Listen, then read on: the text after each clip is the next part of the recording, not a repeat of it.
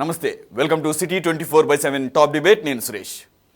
మళ్ళీ అదే అస్త్రం, సెంటిమెంట్ రాజకీయం, మతమనే మత్తు ఎన్నికల వేళ తాజాగా తెరపైకి వచ్చింది. గతంలో రామజన్మభూమి అంటూ ఎదిగిన బీజేపీ ఇప్పుడు ఆలయం కట్టిన తర్వాత కూడా అదే ఆయుధాన్ని ప్రయోగిస్తోంది.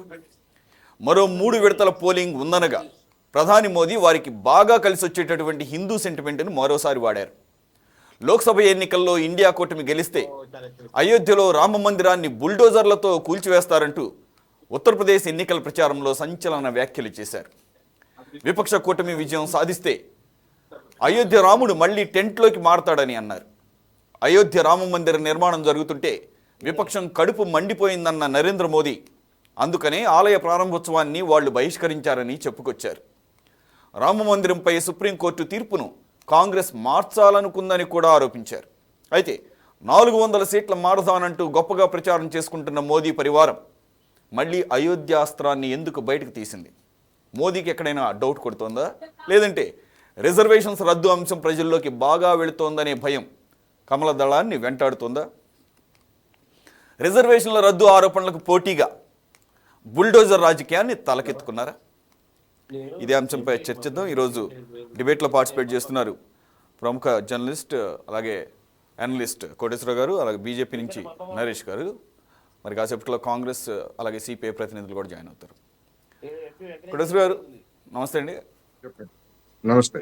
ఈరోజు ఉత్తరప్రదేశ్ ఎన్నికల ప్రచారంలో భాగంగా ఇండియా బ్లాక్ అంటే కాంగ్రెస్, అక్కడ ఉన్నటువంటి సమాజ్వాదీ పార్టీ కూటమి కనుక గెలిస్తే ఏదైతే రామ మందిరాన్ని ప్రారంభించామో ఆ రామ మందిరాన్ని మరోసారి తెరపైకి తీసుకొస్తూ దాని మీదకి బుల్డోజర్లను పంపిస్తారు ఈ కూటమి కనుక వస్తే. అంటే ఇండైరెక్ట్గా మరి కూల్చేస్తారనేమో ఆయన అర్థం.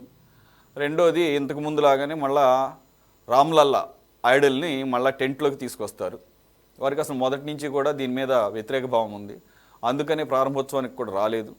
రెండు, అసలు సుప్రీంకోర్టు అప్పుడు తీర్పిచ్చినప్పుడు అయోధ్య రామ మందిరానికి అనుకూలంగా అప్పుడు కూడా కాంగ్రెస్ పార్టీ సుప్రీంకోర్టు తీర్పును కూడా మార్చాలన్న ప్రయత్నాలు కూడా చేసిందని చెప్పేసి ఒక సెన్సేషనల్ కామెంట్స్ చేశారు. అలాగే మనం చూస్తున్నాం ఈ మధ్యకాలంలో మోదీ జనరల్గా ఆయన అన్నీ కూడా కొద్ది స్పీచెస్ అన్నీ కూడా తెలివిగానే ఉంటాయి, కొంత ప్రత్యర్థులకు దొరకనట్టుగా ఉంటాయి. కానీ ఈ మధ్యకాలంలో హిందూ ముస్లిం ఈ ఎన్నికల సందర్భంగా అనేక సందర్భాల్లో తీయటం మనం చూసాము. ఈ హిందువుల మహిళల్లో ఉన్న పుస్తులు కూడా తీసుకువెళ్ళి ముస్లిమ్స్కి ఇస్తారు అన్న అర్థంలో వచ్చి మాట్లాడి మళ్ళీ రీసెంట్గా ఒక మీడియాతో మాట్లాడుతూ నేను ఎప్పుడు అటువంటి హిందూ ముస్లిం రాజకీయాలను చెయ్యనని బ్లేటెంట్గా, అంటే ఆయన అదే పబ్లిక్ మీటింగ్లో మాట్లాడిన దాన్ని నేను అటువంటి బ్లేటెంట్గా నేను చెయ్యను, చేస్తే అసలు నేను రాజకీయాలకు పనికిరాను, రాజకీయాలకు అనర్హుడని చెప్పేసి మళ్ళీ దాన్ని మాట్లాడటం. అలాగే ఈరోజు ఇలాగ మాట్లాడటం ఆల్రెడీ మనం చూసాము. ఉత్తరప్రదేశ్లో యోగి ఆదిత్యనాథ్ హయాంలో బుల్డోజర్లతో జరుగుతున్నటువంటి అఫ్కోర్స్ అదేమంటేనేమో యాంటీ సోషల్ ఎలిమెంట్స్ యొక్క ఆస్తుల్ని పగలగొడుతున్నాం బుల్డోజర్. మళ్ళీ అదే బుల్డోజర్ని అదే రాష్ట్రంలో ఈయన అయోధ్యకు వాడటం ఎలా చూడాలి సార్? ఇప్పుడు ప్రధానమంత్రి స్థాయిలో ఉన్నటువంటి వ్యక్తి బహుశా భారతదేశ చరిత్రలో మన దేశంలోనే కాదు ప్రపంచ రాజకీయాల్లోనే ఇంతగా దిగజారి వక్రీకరణలకి, పచ్చి అబద్ధాలకి, పచ్చి నిందలకి పూనుకోవడం అనేటువంటిది బహుశా భారతదేశ చరిత్రలో మొట్టమొదటిసారి జరిగింది. ఈ అబద్ధాలు, ఈ వక్రీకరణలు ఇవన్నీ చూస్తా ఉంటే జర్మనీలో హిట్లర్ వ్యవహరించినటువంటి తీరుని మనకి గుర్తుకు తెస్తాం. ఇదే విధమైనటువంటి అబద్ధాలతోటి, వక్రీకరణతోటి హిట్లరు జర్మనీలో ఫ్యాసిజం, నాజీజాన్ని తీసుకొచ్చినటువంటిది మనందరికీ తెలిసింది. ఒకవైపు నేను హిందూ ముస్లిం రాజకీయాలు చేయను అని చెప్పేసి చెప్పినటువంటి పెద్ద మనిషి మరుసటి రోజే నాసిక్ లో చేసినటువంటి ప్రసంగం ఏమిటి? కాంగ్రెస్ అట 15% అంటే ముస్లిం బడ్జెట్ ని అదేవిధంగా హిందూ బడ్జెట్ ని రెండింటిగా తీసుకురావాలనుకున్నదట. ముస్లింలకు 15% బడ్జెట్ ఏర్పాటు చేయాలని చెప్పేసి ప్రతిపాదిస్తే తాను ఇతర బీజేపీ వాళ్ళు వ్యతిరేకిస్తే వెనక్కి తగ్గిందట. దీనికి ఎక్కడన్నా ఆధారాలు కానీ ఏదన్నా ఒక ప్రాతిపదిక పచ్చి అబద్ధాలు, పచ్చి అవాస్తవాలు, పచ్చి వక్రీకరణ తప్ప మరొకటి లేదు. ఎక్కడైనా బడ్జెట్, ఏ బడ్జెట్ అయినా మత ప్రాతిపదికన పెట్టడం అనేటువంటిది ఎక్కడైనా జరిగిందా అంటే జరగలేదు. కానీ ఓట్ల కోసం ఇష్టం వచ్చినట్టుగా ఆయన మాట్లాడేస్తున్నారు. దాని కొనసాగింపుగానే అసలు రామాలయం గేట్లు తెరిచిందే కాంగ్రెస్, రాజీవ్ గాంధీ. అటువంటి రాజీవ్ గాంధీ గేట్లు తెరిచిన తర్వాత దాన్ని అడ్వాంటేజ్ తీసుకున్నటువంటి బీజేపీ చేసినటువంటి రాజకీయం ఇవన్నీ కూడా తెలిసిందే. అటువంటిది ఒకవేళ కాంగ్రెస్ వస్తే రామాలయాన్ని బుల్డోజ్ చేస్తారు, లేకపోతే మూసేస్తారు, ఈ విధంగా చెప్పడం ద్వారా, ఇటువంటి మనోభావాలని రెచ్చగొట్టడం ద్వారా దేశాన్ని ఎటువైపు తీసుకెళ్తున్నారు, ఇటువంటివన్నీ చూసిన తర్వాత నరేంద్ర మోడీ గారు నిజం చెప్పినా నమ్మనటువంటి పరిస్థితి తనకు తానే తెచ్చుకుంటున్నారనేటువంటిది నా అభిప్రాయం. ఎన్ని అబద్ధాలు ఎన్నికల ప్రచారం దగ్గర నుంచి మన్మోహన్ సింగ్ గారు ఉపన్యాసం చేస్తూ మొత్తం ఈ దేశ సంపదల మీద ముస్లింలకే మొదటి హక్కు ఉందని చెప్పారనేటువంటిది మొట్టమొదటి పచ్చి అబద్ధం. దానికి ఎక్కడ ఆధారం లేదు, కానీ దాన్ని ఆయన చెప్పేశారు. అదేవిధంగా కాంగ్రెస్ అధికారానికి వస్తే మన సోదరి మేళల్లోని పుస్తలు, బంగారాలు ఇవన్నీ లాక్కొని చొరబాటుదారులకి, ఎవరు చొరబాటుదారులు చెప్పమనండి, నరేంద్ర మోడీ గారిని లేదా బీజేపీ వాళ్ళని కానీ, చొరబాటుదారులకి అదేవిధంగా ఎక్కువ మంది పిల్లలు ఉన్నట్టుకి పెంచుతారట. ఇవన్నీ ఈ విధమైనటువంటి అతిశయోక్తులు, అభూత కల్పనలతోటి ఎన్నికల్లో ప్రచారం అనేటువంటిది చూస్తూ ఉంటే నరేంద్ర మోడీ గారు గత 10 సంవత్సరాలుగా చెప్పినటువంటి అచ్చే దిన్ను, లేకపోతే గుజరాత్ నమూనా పాలన, లేకపోతే ఇటువంటివన్నీ కూడా విఫలమై జనం వ్యతిరేకిస్తున్నారు అనేటువంటిది బహుశా ఆయనకు అర్థమైన కారణంగానే ఈ విధమైనటువంటి మతాన్వాదాన్ని, మతభావాన్ని ముందుకు తీసుకొస్తున్నట్టుగా నాకు స్పష్టంగా కనిపిస్తా ఉంది. ఇది ఏమవుతుంది చెప్పండి. ఈ ఎక్కువ మంది పిల్లలు ఉన్న వాళ్ళకి ఇవ్వటం అనేది నా ఉద్దేశం ముస్లిమ్స్ అని నేనేమన్నా అన్నానా, నేనేమన్నా స్పెసిఫై చేశాను, నా ఉద్దేశం అది కాదు. జనరల్గా పేదవారిలో ఎక్కువ మంది పిల్లల కంటే వాళ్ళు పేదవారిగా మారుతారు, లేదంటే పేదవాళ్ళలో ఎక్కువ మంది పిల్లలు కానీ నా ఉద్దేశం అదని చెప్పేసి ఆయన మాట్లాడటాన్ని కవర్ చేసుకోవడానికి ఆయన ఉద్దేశం అది కాదు. ఆయన ఉద్దేశం అందరికీ తెలిసిందే. ఎక్కువ మంది పిల్లలకి ఇప్పుడు ఆ విధమైనటువంటి పంపిణీ అనేటువంటిది ఎక్కడైనా ప్రపంచంలో జరిగిందా? కాంగ్రెస్ ఏమైనా ప్రతిపాదించిందా? లేదు. ఎందుకు చెప్పాలి నరేంద్ర మోడీ గారు ఆ విధమైనటువంటి, మరి చొరబాటుదారులు అనేటువంటి మాట ఎందుకు చెప్పారు? ఎవరు చొరబాటుదారులు భారతదేశంలో? బీజేపీ చెప్తుంది ఎవరు? ముస్లింలే చొరబాటుదారులు, లేదా క్రైస్తవులు చొరబాటుదారులు అనే కదా చెప్తా ఉంది. మరి చొరబాటుదారులు అనే దానికి ఏం చెప్తారు? అందువల్ల ఇవన్నీ ఏమిటంటే లేనిపోయినటువంటి భయాన్ని లేదా వక్రీకరణని నిస్సిగ్గుగా జనంలోకి తీసుకురావడం, కన్ఫ్యూజ్ చేయడం తప్ప మరొకటి కాదు. అందువలన ఇది ఏ పరిణామాలకు దారితీస్తుంది ఏమిటి అనేటువంటిది కొంత ఆందోళన కూడా కలిగిస్తా ఉంది. అందుకే చెప్పాను నేను మొట్టమొదటిలోనే, చరిత్రలో నియంతలుగా ఉన్నటువంటి వాళ్ళు ముస్సోల్ని కానీ, హిట్లర్ కానీ, జపాన్ టోజో కానీ, ఇటువంటి వాళ్ళందరూ కూడా ఇదే విధమైనటువంటి పచ్చి అబద్ధాలని జనం మెదడులోకి ఎక్కించి తమ నియంత పాలనని ఆయా దేశాల్లో రుద్దారు. అటువంటి దానికి ఈ విధమైనటువంటిది ఏమన్నా చేస్తున్నారా అనేటువంటి అనుమానాలు రావటం తప్పేం కాదు అనేది ఈ సందర్భంగా నరేష్ గారు, గ్లోబెల్స్ ప్రచారం అంటారు. అప్పట్లో హిట్లర్ ఇలాగే గ్లోబెల్స్ అనే అతని ద్వారా ప్రచారం చేసింది అనేది మన వాడుకకు వాడుతుంటాం. అప్పుడు కూడా ఇటువంటి ప్రచారాలు ఇచ్చేసి అదేనండి. ఇప్పుడు సార్ కోటేశ్వర గారు, మనము ఏదైనా ఒక విషయాన్ని మనం చూసే దృక్పథాన్ని బట్టి ఉంటుంది. ఈరోజు నరేంద్ర మోడీ గారు మాట్లాడారు అని పేపర్లో మీరు పంపించిన స్టేట్మెంట్ దాంట్లో చూసాను. నేను డెఫినెట్ గా ఒకటి బట్టి మీకు చెప్పేది ఏంటంటే, ఈరోజు భారతదేశంలో ముఖ్యంగా నరేంద్ర మోడీ గారు అధికారంలోకి రాకముందు మనం కొన్ని అబ్జర్వేషన్ చేస్తే, ఇక పరిస్థితులను పరిశీలిస్తే క్లియర్ గా నార్త్ ఈస్టర్న్ స్టేట్లలో జరిగిన విషయాలు కావచ్చు, చొరబాటుదారుల విషయాలు కావచ్చు, బంగ్లాదేశ్ నుంచి వచ్చిన చొరబాటుదారులు పశ్చిమ బెంగాల్లో వాళ్ళ తిష్ట కావచ్చు, అదే విధంగా అంటే ఇక్కడ పశ్చిమ బెంగాల్లో ఎంతమందిని ఓట్ల కోసం ఎంకరేజ్ చేసి చొరబాటుదారులు అక్రమంగా వచ్చారో మనందరికి తెలుసు. అదే విధంగా ఇక్కడ వైఎస్ రాజశేఖర రెడ్డి గారు ఏదైతే హిందువులకు ఇచ్చిన రిజర్వేషన్స్ లో తీసేసి ముస్లింలకు రిజర్వేషన్స్ ఇవ్వడం రాజ్యాంగబద్ధంగా ఈ కోటాల నుంచి కట్ చేసి ఇవన్నీ దృష్టిలో ఇవన్నీ స్టేట్మెంట్స్ ఇవన్నీ వస్తున్నాయి ఈ ఎలక్షన్ ప్రచారంలో. డెఫినెట్ గా ఈరోజు భారతీయ జనతా పార్టీ తరఫున నేను అడుగుతున్నాను, మన ఆంధ్రప్రదేశ్ నరేష్ చెప్పండి. గారు, ముస్లింస్ కి మత ప్రాతిపదికన ఈ రాజ్యాంగం రిజర్వేషన్లు కల్పించరాదు అని చాలా క్లియర్ గా చెప్పింది. కాబట్టి అది ముస్లింల కోసం ఇచ్చినటువంటి రిజర్వేషన్స్ కాదు. అది ఫస్ట్ పాయింట్. అది వెనక్కి తీసుకో. ముస్లింలలో వెనుకబడినటువంటి ఆర్థికంగా వెనుకబడిన తరగతులకు ఇచ్చినటువంటి రిజర్వేషన్ అది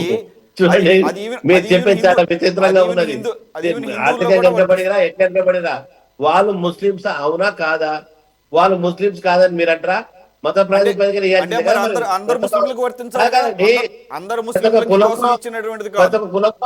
మతంలో ఉంటుంది, ఇచ్చే అవకాశమే లేదు ఈ దేశంలో. కాబట్టి మీరు ఆ ప్రచారాన్ని ఆపాలి. ఇక జనాల్లో మీరు ఫస్ట్ విషయాన్ని సమగ్రంగా అవగాహన చేసుకోవాలండి. మీరు ఏమనుకోవద్దు. ఎందుకంటే ఎవరు నేనా? ఒకసారి అనలిస్ట్ మీ దగ్గరికి మళ్ళీ వస్తా. నేను మాట్లాడుతున్నా. ముస్లింస్ రిజర్వేషన్స్ అనేది మత ప్రాతిపదికన ఇచ్చింది కాదని మీరు ఎలా అంటారు? మత ప్రాతిపదికనే కదా. Right, okay. నాకు అవగాహన లేదన్నారు కాబట్టి ఒక్కసారి మళ్ళీ మీకే అవకాశం ఇస్తా. కోటేశ్వర గారు, ఎనలిస్ట్ కోటేశ్వర గారు ఉన్నారు, జర్నలిస్ట్ కోటేశ్వర. ఆయన ఈ ఒక్క పాయింట్ మీద క్లారిఫికేషన్ తీసుకుని మళ్ళీ మీ దగ్గరికి వస్తా. సార్, ఈ ముస్లిం రిజర్వేషన్ అనేది ఎంతవరకు సబబు? ముస్లిం రిజర్వేషన్లు అనేటువంటివి ముస్లింలు రిజర్వేషన్ కాదు. అది ప్రతి మతంలోనూ వెనుకబడిన తరగతుల వాళ్ళు లేదా అణచివేతకు లేదా వివక్షకు గురైనటువంటి వాళ్ళకి ఇచ్చారు. ఉదాహరణకి ఎస్సీ ఎస్టీలు ఉన్నారు. అంటరానితనం ఈ మనువాదులు వేల సంవత్సరాలుగా చేసినటువంటి పుణ్యం అది. అటువంటి అంటరానితనం ఉన్నటువంటి వాళ్ళకి ఇచ్చారు. వాళ్ళే ఆ దళితులుగా ఉన్నటువంటి వాళ్ళు లేదా గిరిజనులుగా ఉన్నటువంటి వాళ్ళు హిందూ మతంలో ఉన్నంత వరకే వాళ్ళకి రిజర్వేషన్ వర్తిస్తారు. వాళ్ళు మతం మారితే వాళ్ళ సామాజిక స్థితిలో మార్పు లేకపోయినా లేదా వాళ్ళకి సంబంధించినటువంటి వివక్ష వీటిల్లో లేకపోయినా కానీ వాళ్ళకి రిజర్వేషన్ కోల్పోతున్నారు. దాని అర్థం ఏంటి? మత ప్రాతిపదికన రిజర్వేషన్లు అమలు జరుపుతున్నట్టే కదా. హిందువులుగా ఉన్నటువంటి వాళ్ళు, దళితులుగా గిరిజనులుగా ఉన్నటువంటి వాళ్ళు, మతం అనేటువంటిది ఎవరి స్వేచ్ఛకు సంబంధించినటువంటి అంశం. ఆ మతం అనేటువంటి దాన్ని ఎవరైనా వేరే మతాలను పుచ్చుకున్నంత మాత్రాన వెంటనే వాళ్ళ మీద ఉన్నటువంటి అణచివేత ఏమైనా తగ్గిపోయిందా? తగ్గిపోలేదు. అదేవిధంగా వెనుకబడిన తరగతులు, ఈ వెనుకబడిన తరగతులు కూడా ఎవరు? హిందూ మతంలో ఉన్నటువంటి ఓబీసీలు వీళ్ళే కదా. హిందూ మతం ప్రాతిపదికన కదా, హిందూ మతంలో ఉన్నటువంటి కులాల బళ్ళే కదా. ఇది మత ప్రాతిపదికన కదా. అదేవిధంగా క్రైస్తవుల మతం పుచ్చుకున్నటువంటి వాళ్ళు కానీ లేదా ముస్లిం మతం పుచ్చుకున్నటువంటి వాళ్ళు కానివ్వండి, వాళ్ళల్లో ఉన్నటువంటి సామాజిక తరగతులు అందరికీ తెలిసిందే. అటువంటి సామాజిక తరగతుల్లో వెనుకబడినటువంటి వాళ్ళని కూడా ఓబీసీలుగా గుర్తించి ఎందుకు రిజర్వేషన్లు కల్పించకూడదు? డెఫినెట్ గా కల్పించాలి. సబ్కా సాత్ సబ్కా వికాస్ అని చెప్తున్నటువంటి వాళ్ళు మత ప్రాతిపదికన కొంతమంది వెనుకబడతాను అనేక కమిషన్లు ఏం చెప్పాయి? ముస్లిములు అనేటువంటి వాళ్ళు, ముస్లిం సామాజిక తరగతి చెందినటువంటి వాళ్ళు, దళితులు గిరిజనులతో ఈక్వల్ గా ఉన్నారు తప్ప అనేక రంగాల్లో వాళ్ళు మెరుగ్గా ఏమీ లేరు. అటువంటిది మరి వాళ్ళకి ఏ విధంగా చేస్తారు? మతం కారణంగా వాళ్ళు మతంలో వెనుకబడిన తరగతులు లేకపోతే ఇతరు వాళ్ళని ఏ విధంగా తీసుకొస్తారు? వాళ్ళని ఏ విధంగా ముందుకు తీసుకొస్తారు అనేది చెప్పమానండి బీజేపీ వాళ్ళని. ఓకే, అంటే ఇప్పుడు నేను అనేది అది మొత్తం అందరూ ముస్లింలకి అవి అప్లై కాదు, అంతే కదా సార్? అది మీ దగ్గర అందరూ ముస్లింస్ కాదండి. అందరు ముస్లింలకు కాదు. ఓబీసీలు అనేటువంటి వాళ్ళకి కూడా కొంతమందికే కదా. ఓబీసీలుగా హిందువుల్లో ఉన్నటువంటి వాళ్ళందరినీ ఓబీసీలుగా క్లారిటీ వచ్చింది. నరేష్ గారు ఇప్పుడు కంటిన్యూ చేయండి. నరేష్ గారు కంటిన్యూ. నరేంద్ర మోడీ గారు నేను చాలా స్పష్టంగా చాలా క్లియర్ గా మాట్లాడుతున్నాను. ఎనలిస్ట్ గారు కూడా అవగాహన లోపితో మాట్లాడుతున్నారు. ఎందుకంటే చాలా క్లియర్, నేను చాలా వారు పెద్దవారు కానీ వాళ్ళు ఎందుకంటే వాస్తవాలకు చాలా దూరంగా ఉన్నారు. ఇక్కడ హిందుత్వం అనేది it's a way of life అని సుప్రీంకోర్టు చెప్పింది. భారతీయ యొక్క ఇతర ఏదైతే జీవన విధానం ఉన్నదో ఇది ఒక సనాతన ధర్మము. మతం అనే దానికి ఒక ఒక ఒక ప్రవక్త గాని, ఒక జీసస్ గాని, ఒక బుద్ధుడు గాని, ఇవి రకరకాలుగా ఉన్నాయి. హిందుత్వానికి ఒకటే గాడ్ అనేది ఎవరు లేరు.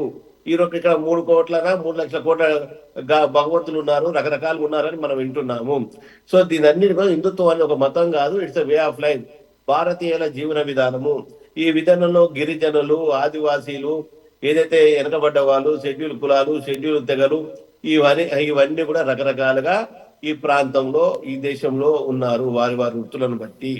ఇక్కడ మనం చాలా స్పష్టంగా అర్థం చేసుకోవాల్సిన విషయం ఏమంటే, అంబేద్కర్ గారు ఏదైతే వెనకబడ్డ సమాజం నుంచి వచ్చిన ఆ మహానుభావుడు, ఆ పెద్ద మనిషి ఆ రోజు చాలా స్పష్టంగా క్లియర్ చెప్పాడు, ఏ మత ప్రాతిపదికన కూడా ఈ రిజర్వేషన్లు ఇవ్వబడవు అని చెప్పేసి.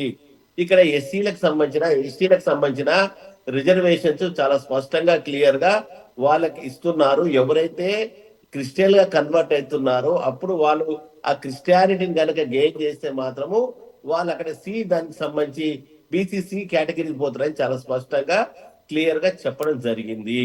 కానీ ముస్లింలకు సంబంధించి ముస్లింల ఆర్థిక వ్యవస్థలనే చూసి రిజర్వేషన్ ఇవ్వడం అనేది జరగలేదు.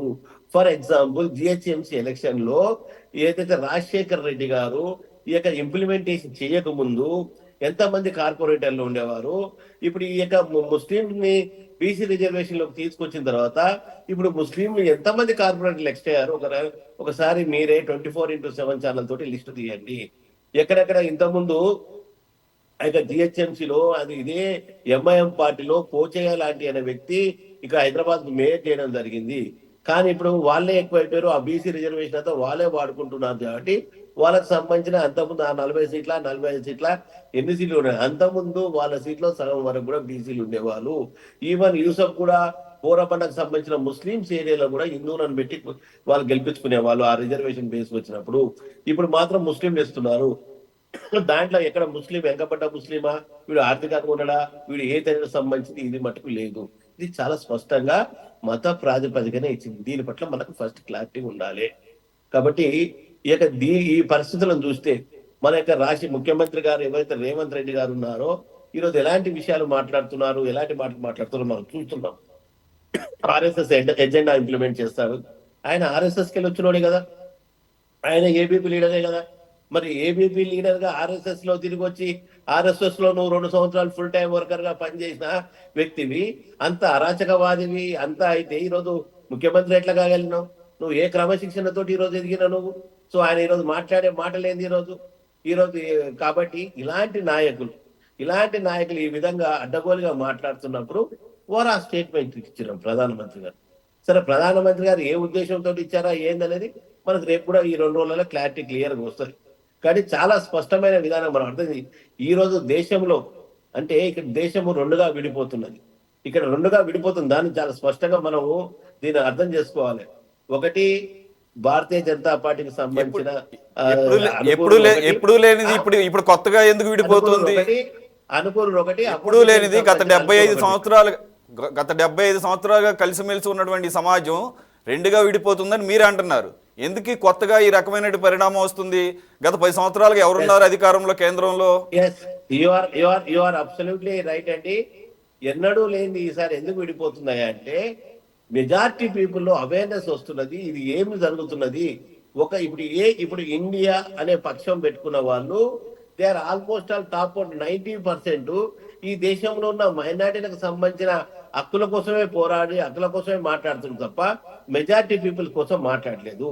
సరే, మన దగ్గర అబ్జర్వ్ చేస్తే మరి జమ్మూ కాశ్మీర్ లో ఈ రోజు హిందువులు అక్కడ మైనారిటీలు, మరి ఆ మైనారిటీలకు ఏ రక్షణ ఇచ్చినావు నువ్వు? ఆ మైనారిటీలకు ఏ స్పెషల్ రిజర్వేషన్ ఇచ్చినావు?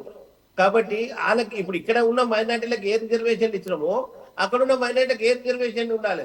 ఈరోజు ప్రపంచం మొత్తం మీద ఈరోజు మనం అబ్జర్వ్ చేస్తే ప్రపంచంలో ఈరోజు దేశంలో ఈరోజు ప్రపంచ దేశాలలో మనం అబ్జర్వ్ చేస్తే ఎక్కడెక్కడ హిందువుల జనాభా మొత్తం తగ్గిపోయింది. ఈరోజు మన చుట్టుపక్కల ఉన్న బంగ్లాదేశ్ లో ఎంతుండే, పాకిస్తాన్ లో మరి ఈరోజు 4% ఉన్న హిందువుల జనాభా ఇండిపెండెన్స్ వచ్చినప్పుడు ఈరోజు 0.5% కూడా లేదు.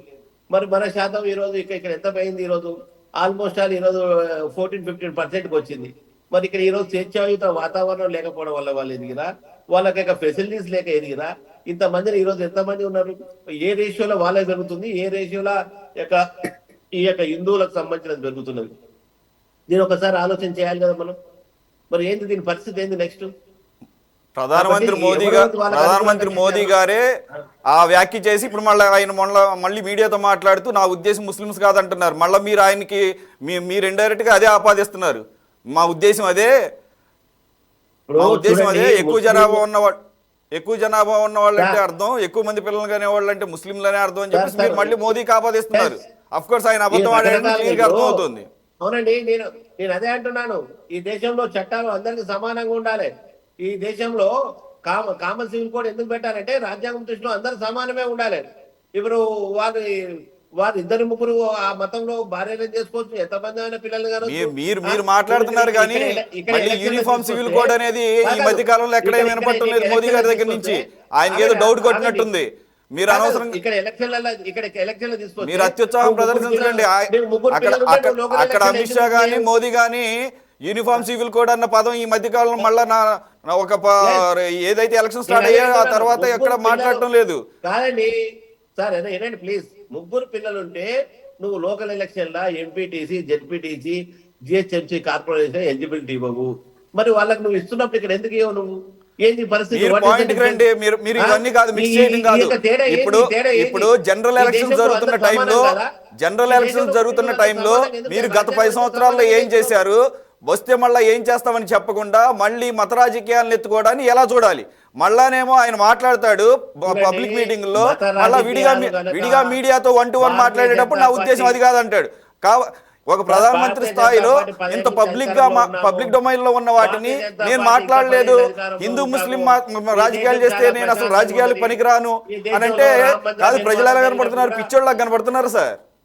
వినండి సార్, ఈ దేశంలో 10 ఏళ్ళ నుంచి అధికారంలో ఉన్నాము, రేపు రాబోయే 10 ఏళ్ళు కూడా మావే, దాంట్లో ఎలాంటి సందేహం లేదు. అదే ఏం చేస్తామనేది కాదు, ఈ 10 సంవత్సరాల్లో ఎంతమందికి ఉద్యోగాలు ఇచ్చామనేది కాదు, కోట్లలో ఉద్యోగాలు ఇస్తామని చెప్పేసి ఇచ్చారా? ఎస్, మీరు అన్నయ్య మీరు చేసిన ఏంటి చెప్పనా? రామాలయం కట్టిస్తామన్నారు, కట్టించారు. ఆర్టికల్ 370 తీసేస్తామన్నారు, తీశారు. ఇవి తప్ప ఇక మీకు చెప్పడానికి ఏం మిగలలేదు కాబట్టి మళ్ళీ మత రాజకీయాలు ఎత్తుకోవడం. Right, I will come back to again. TPCC Congress నుంచి వస్తాను సార్, మళ్ళీ వస్తాను. మీరు డిఫెండ్ చేసుకోవచ్చు. కాంగ్రెస్ ప్రతినిధితో మాట్లాడిన తర్వాత మీ దగ్గరికి వస్తాం. టైం డిస్ట్రిబ్యూట్ చేయాలి.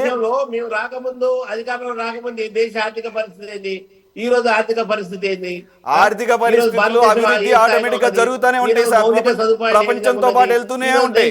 ప్రపంచంతో పాటు ఆర్థిక అభివృద్ధి అలాగే దేశ అభివృద్ధి జరుగుతూనే ఉంటుంది. కొద్దిగా అటు ఇటుగా. ఒక్క నిమిషం ఆగండి. ఇప్పుడు మీరు వచ్చిన తర్వాతే ఆర్థిక అభివృద్ధి ఏం జరగల. 1990లో పివి నరసింహరావు గారు, మన్మోహన్ సింగ్ గారి ఆధ్వర్యంలో అప్పుడే స్టార్ట్ అయింది ఆర్థిక అభివృద్ధి అనేది. క్రమక్రమేణా పెరుగుతూనే ఉంటుంది. వస్తాను, I will come back to again. Balalakshmi గారు, రైట్, విన్నారు కదా. ఐ మీన్ ఈరోజు నా వాయిస్ వస్తుందా సార్? వస్తుందమ్మా, థ్యాంక్ యూ. చెప్పండి. ఉత్తరప్రదేశ్ ప్రచార సభలో మాట్లాడుతూ మళ్ళీ రామ మందిరాన్ని టచ్ చేయడం జరిగింది ప్రధానమంత్రి మోదీ గారు. మళ్ళీ గనక కాంగ్రెస్ ఎస్పీ అలయన్స్ కూటమి గనక వస్తే బుల్డోజర్లు పంపిస్తారు ఆలయం మీదకి, రామ్లల్లా మళ్ళీ టెంట్లోకి వస్తుంది విగ్రహం. అసలు వీళ్ళకి అసలు సుప్రీంకోర్టు తీర్పు మీదే గౌరవం లేదు, అప్పుడే మారుద్దాం అనుకున్నారు. ఈ రకమైనటువంటి కామెంట్ చేయటం అంటే మళ్ళీ వాళ్ళకి ఏమన్నా డౌట్ కొట్టిందా, ఇక చెప్పడానికి ఏం మిగలలేదు ప్రామిసెస్ అని చెప్పేసి ఈ రకమైన మత ప్రాతిపదికన వ్యాఖ్యలు చేస్తున్నారు అంటున్న క్రమంలో మళ్ళీ ఆయన మాత్రం మీడియాతో మాట్లాడినప్పుడు నేను అటువంటి రాజకీయాలు చేయను, అలా చేస్తే నేను రాజకీయాలు పనికిరాను అంటున్నారు. మరి అన్నీ కూడా పబ్లిక్ డొమైన్లోనే ఉన్నాయి. ఆయన మాట్లాడిన మాటలు ఈ మీడియాతో మాట్లాడినాయి. మీరేం చెప్తారు? అవును సార్. అయితే ఈ సందర్భంగా నేను వారు మాట్లాడింది, ప్యానెల్లో ఉన్న వాళ్ళు ఇద్దరు కూడా మాట్లాడింది విన్నాను. మీతో పాటు వాళ్ళందరికీ కూడా గుడ్ ఈవినింగ్ అండి.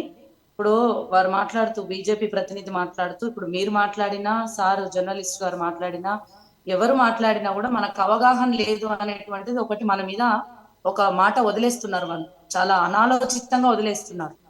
ఫస్ట్ మన మానసిక స్థితి మీద, మన మీద ఎదురు దాడి చేయడమే వాళ్ళ ప్రధాన ఎజెండా ఈ బీజేపీ ఆర్ఎస్ఎస్ వాదులది.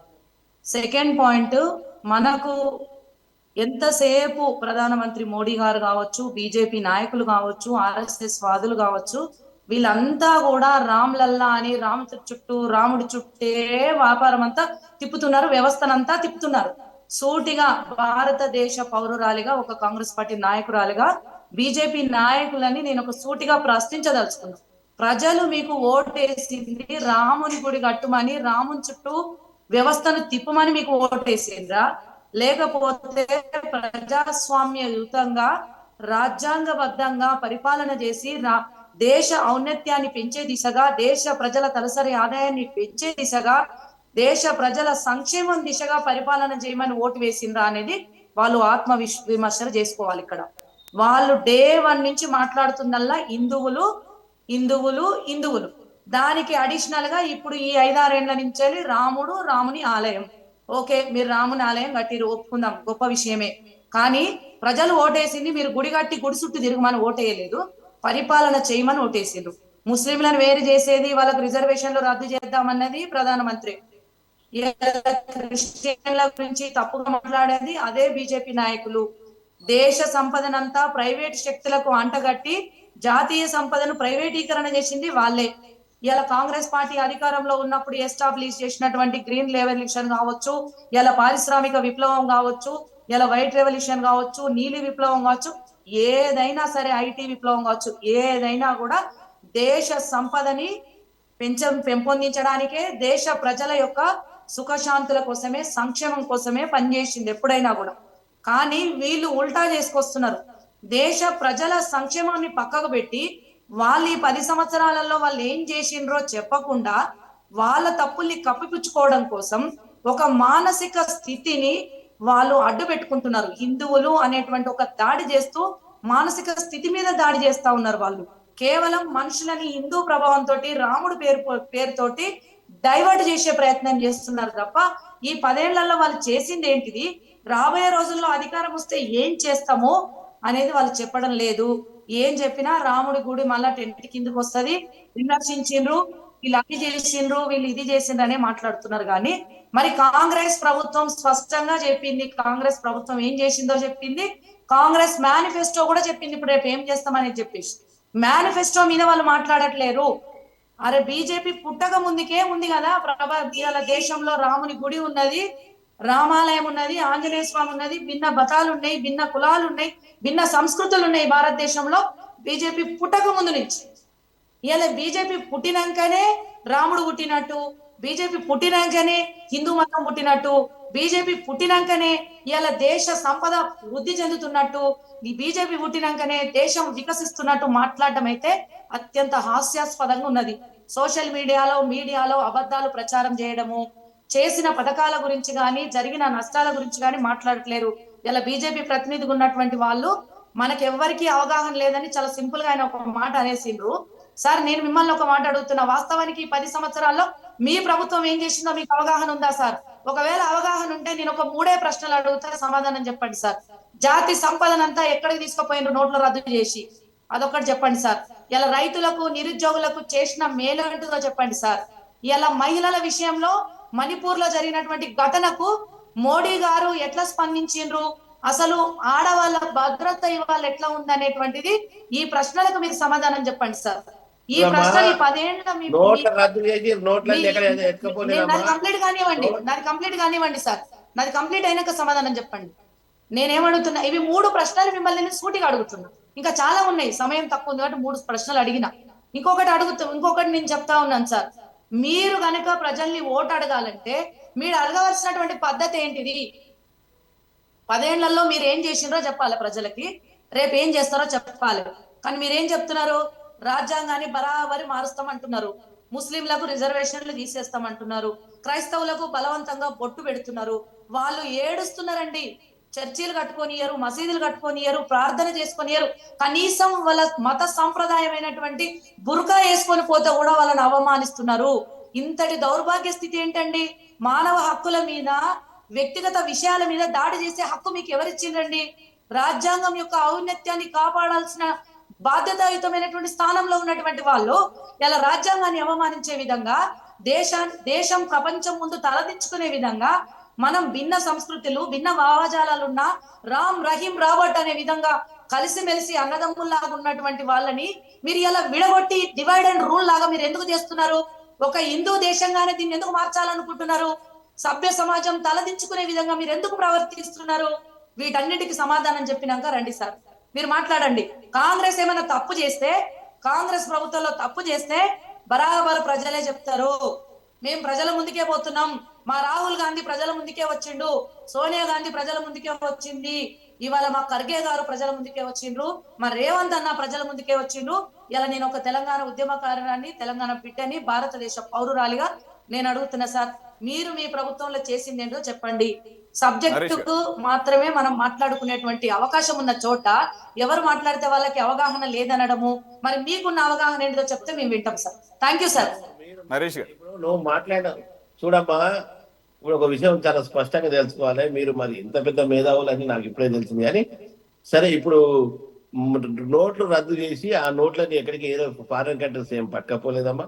అది రిజర్వ్ బ్యాంక్ ఆఫ్ ఇండియా ఆధ్వర్యంలోనే వాటిని స్మాష్ చేయడం జరిగింది. దాని స్థానంలో కొత్త ఏదైతే ప్రొటెక్షన్ దాని వాళ్ళ లెక్కల ప్రకారంగా అది వచ్చింది. సో దాని పట్ల మనకు క్లారిటీ ఉండవలసిన అవసరం ఉన్నది.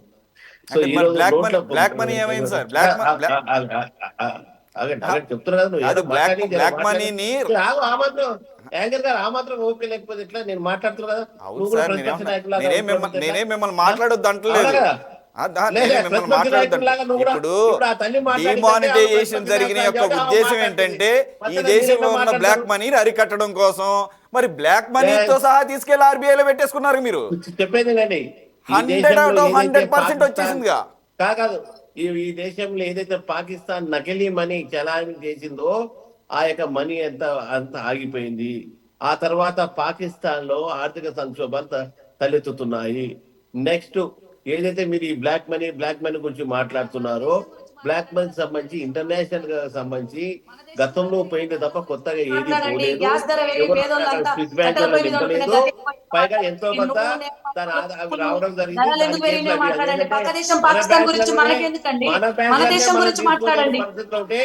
ఇంటర్నేషనల్ బ్యాంకులలో దానికి లెక్క కథ కార్ఖాన ఉంటది.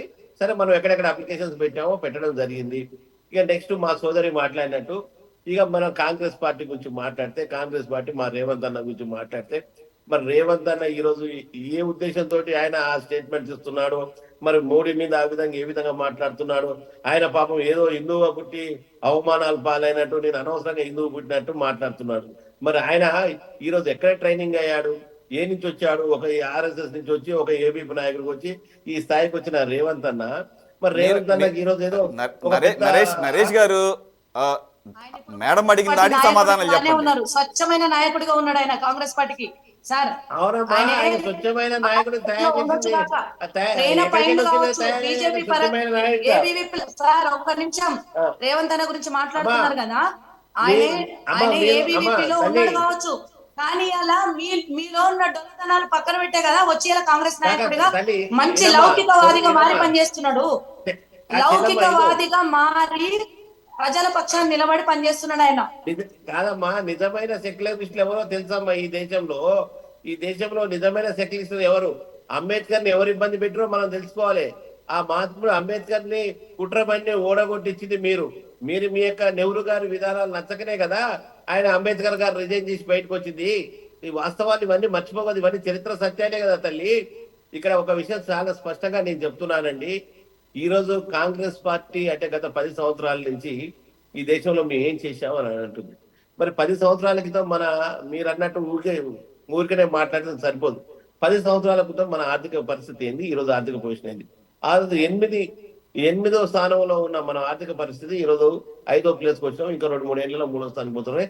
భాజపాగా నమ్మకంగా పోతున్నాం. ఏదైతే ఉక్రెయిన్ రష్యా వార్ జరుగుతున్నప్పుడు ఈ రోజు చుట్టుపక్కల ఈ ఇంధనం దొరకక చుట్టుపక్కల విపరీతమైన పాకిస్తాన్ కానీ, బంగ్లాదేశ్ కానీ, పక్కకున్న శ్రీలంక కానీ ఇవన్నీ డాలర్కి ఏ రేటు కొనుక్కొచ్చుకున్నాయి. దానికి సంబంధించి డ్రమ్స్ అవి ఎంత డాలర్ తెచ్చినాయి, మనం ఏ లెక్క ప్రకారంగా మనం తెచ్చుకున్నాం. సో భారతీయత అంటే మన ప్రభుత్వం యొక్క గట్టితనం ఏందని మీకు నేను చెప్పుకుంటూ వస్తున్నాను. అదే విధంగా ఈ రోజు నార్త్ ఈస్టర్న్ స్టేట్ కు సంబంధించి ఏదైతే వాజ్పేయి గారు మొదలుపెట్టిన ఏదైతే సొరంగ మార్గాలు ఉన్నాయో ఈ దగ్గర తగ్గించుకోనికి దూరాలు తగ్గించుకున్నాయి ఈ 2-3 మార్గాలను కంప్లీట్ చేసిన వ్యక్తి ఈరోజు మోడీ గారు. మరి ఎందుకో మన్మోహన్ సింగ్ గారు దాని మీద చేయలేకపోయారు, దాని మీద కాన్సన్ట్రేషన్ ఎందుకో చేయలేకపోయారు. మరి వాజ్పేయి గారు మొదలుపెట్టింది ఈరోజు నరేంద్ర మోడీ గారు ఎందుకు చేశారు? ఈరోజు సరిహద్దుల్లో ఇంత బలంగా మనం ఈరోజు ఎందుకు తయారు కాగలిగాం? ఈరోజు గంట సేపట్ల బార్డర్ సరిహద్దుల్లోకి మనం ఎట్లా పోగలుగుతున్నాం? ఇవన్నీ భారతదేశంలో మనం చేసేది కాదా? ఈరోజు జాతీయ రహదారులు అయితే ఓపెన్ గా అన్ని పేపర్లు రెగ్యులర్ గా వేస్తూనే ఉన్నాం. ఈ రోజుకి ఎన్ని కిలోమీటర్లు నిర్మిస్తున్నాము, ఈ దేశంలో మేము అధికారం రాకముందు ఎన్ని ఉన్నాయి, ఇప్పుడు ఎన్ని ఉన్నాయి అని చెప్పేసి మౌలిక వసతులు ఏ విధంగా డెవలప్ చేశాము అవన్నీ కూడా చాలా స్పష్టంగా చెప్తూనే ఉన్నాం. ఏ ప్రభుత్వం ఉన్నా నరేష్ గారు, ఏ ప్రభుత్వం ఉన్నా సరిహద్దుల్లో ఉండేటటువంటి సైనికులు తమ పని తను చేసుకుంటూ పోతారు. అలాగే వినండి ఆర్థికాభివృద్ధి కూడా ప్రభుత్వ విధానాలతో ముందుకు వెళుతూనే ఉంటుంది. ఒక్క నిమిషం, దాంతో పాటుగా మీరు ఇది కూడా సమాధానం చెప్పాలి. మీ హయాంలోనే 2019 ఎన్నికలకు ముందే కరెక్ట్ గా ఎన్నికలకు కొన్ని నెలల ముందే పుల్వామా ఘటన జరిగింది. ఆ పుల్వామాని అడ్వాంటేజ్ గా తీసుకొని మీరు చేసిన పాపం ఏంటనేది ఈ మధ్య కాలంలో గత సంవత్సరం లోపల ఆ టైంలో జమ్మూ కాశ్మీర్ గవర్నర్ గా ఉన్నటువంటి మీ పార్టీకి చెందిన సత్యపాల్ మాలిక్ గారు లెఫ్టినెంట్ గవర్నర్ గా ఉన్న ఆయన బయటకు వచ్చి మీ పార్టీ నియమించినటువంటి గవర్నరే వినండి, ఆ పుల్వామాకి సంబంధించిన పుల్వామా పాపం బీజేపీ దగ్గర ఆయన క్లియర్ గా మీడియాతో చెప్పారు.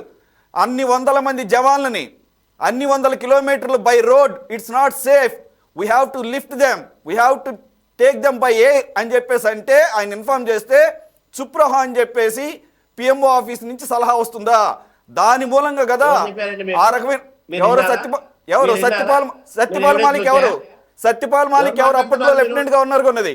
మీరు సరిహద్దు భద్రతా దళాల గురించి మాట్లాడుతున్నారు కాబట్టి నేను తీయాల్సి వచ్చింది. చెప్పారా సత్యపాల్ మాలిక్ గారు నేషనల్ మీడియాతో ఇంటర్వ్యూ ఇస్తూ చెప్పినటువంటి మాటలు ఇవి. మీరు నియమించినటువంటి లెఫ్టినెంట్ గవర్నర్ కాదంటారా? అవన్నీ చూస్తున్నా అజిత్ దోవల్ చెప్పారా మీకు? వాటికి ఇన్ఛార్జ్ అజిత్ దోవల్ ఎవరు ప్రెస్ కాన్ఫరెన్స్ చెప్పారా? అజిత్ దోవల్ యొక్క డిజిగ్నేషన్ ఆయనకు ఉంటుంది. అప్పుడు ఆ రాష్ట్రానికి లెఫ్టినెంట్ గవర్నర్ గా ఉన్న సత్యపాల్ మాలిక్ మీ పార్టీ ఆయన కోటేశ్వర గారు ఎస్ఆర్ నో ఈ విషయంలో చెప్పండి. సత్యపాల్ మాలిక్ ఏం చెప్పారు ఏంటి అనేటువంటిది పక్కన పెట్టేట్లయితే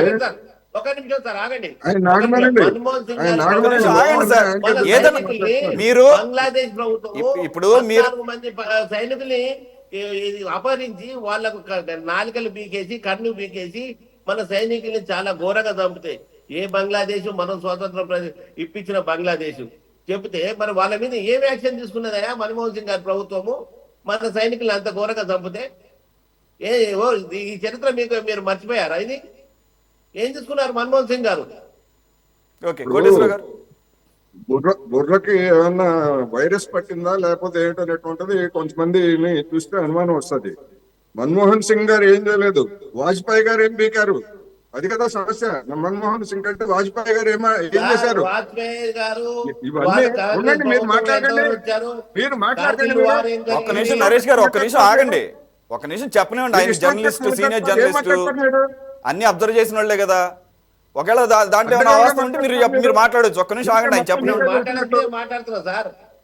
అలాగే అదేమంటే మీరేమో అవగాహన లేదని తీసి పారేస్తారు. ఒక్క నిమిషం ఆగండి, ఒక నిమిషం ఆగండి నరేష్ గారు, సంస్కారం నేర్చుకోండి.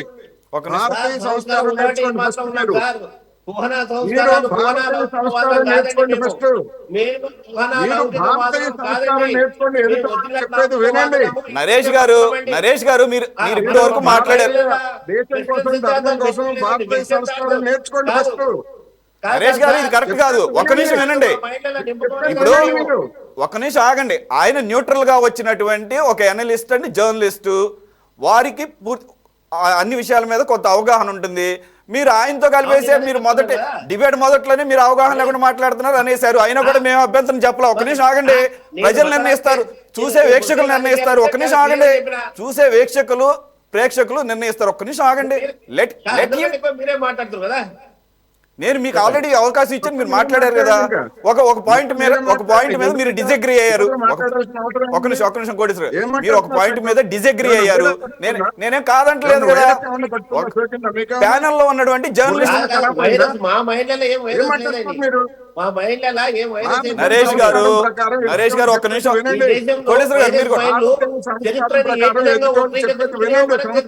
కోటేశ్వర గారు ఒక్క నిమిషం, మీరు కూడా ఒక్క నిమిషం. కోటేశ్వర గారు మీరు కూడా ఒక్క నిమిషం. బ్రదర్ నరేష్ గారు ఒక్క నిమిషం. ఇక్కడ ఒక పాయింట్ మీద మీరు డిసగ్రీ అయ్యారు, నేనేం తప్పు అంటలేదు, ఓకేనా? సరే, నేను కాదు, ప్యానెల్లో న్యూట్రల్ గా ఉన్నటువంటి ఒక అబ్జర్వర్ గా ఉన్నటువంటి జర్నలిస్ట్ అనలిస్ట్ ఉన్నారు కాబట్టి అక్కడి నుంచి ఇన్ఫర్మేషన్ తీసుకుందాము. మీకు తెలియపోతే మీరు డిసగ్రీ అయినా అగ్రీ అయినా ఒక క్లారిటీ వస్తుంది కదా. రైట్ కోటేశ్వర గారు. ఇప్పుడు బంగ్లాదేశ్ వాళ్ళు ఏదో చేశారు, మన్మోహన్ సింగ్ గారు ఏం చేయలేదు అంటున్నారు. మరి అంతకు ముందు ఉన్నటువంటి వాజ్పేయి గారు ఏం చేశారు? దానికి సమాధానం చెప్పరు. రెండోది, కాశ్మీర్ లో హిందువులు మైనారిటీ అంటున్నారు. 10 సంవత్సరాల నుంచి నరేంద్ర మోడీ సర్కారు ఏమి చేస్తా ఉంది? ఎందుకని మార్చలేదు వాళ్ళ స్టేటస్ ని? ఊరికే కబుర్లు రెచ్చగొట్టడానికి తప్ప ఈ దేశంలో మైనారిటీల యొక్క స్టేటస్ నిర్ణయించడానికి ఒక ప్రాంతంలో ఒక మతము లేకపోతే ఒక కులము కాదనేటువంటి కనీస జ్ఞానం కూడా తెలియకుండా మాట్లాడుతున్నారు. ఎందుకు మార్చలేదు? కాశ్మీర్ లో హిందువులకి మైనారిటీలకు హోదా ఎందుకు ఇవ్వలేదని మీరు అడుగుతున్నారు. నేను అదే అడుగుతున్నా. నరేంద్ర మోడీ గారు ఏం చేశారు 10 ఏళ్ల నుంచి? అది మాట్లాడరు, అది తెలియదు. అసలు మైనారిటీ హోదా ఎట్లా ఇస్తారో కూడా తెలియదు. రెచ్చగొట్టడం తప్ప మరొకటి ఉండదు. రెండోది, పుల్వామా గురించి మాట్లాడుతున్నారు. నేను సవాల్ చేస్తున్నా, పుల్వామా ఇన్సిడెంట్ ఎట్లా జరిగిందో ఇప్పటికైనా కేంద్ర ప్రభుత్వం బయట పెట్టిందా? బయట పెట్టే దమ్ము లేదు. ఎందుకు అంటే దాని వెనకాల ఉన్నటువంటి కుట్ర ఏంటో అందరికీ తెలుసు, జనానికి అందరికీ తెలుసు. ఇంతవరకు 5 ఏళ్ళు అవుతోంది పుల్వామా, దాంతో లబ్ధి పొందారు తప్ప ఇంతవరకు అది ఇన్సిడెంట్ ఎట్లా జరిగింది అనేటువంటిది కూడా చెప్పట్లేదు. ఏమి రక్షణ?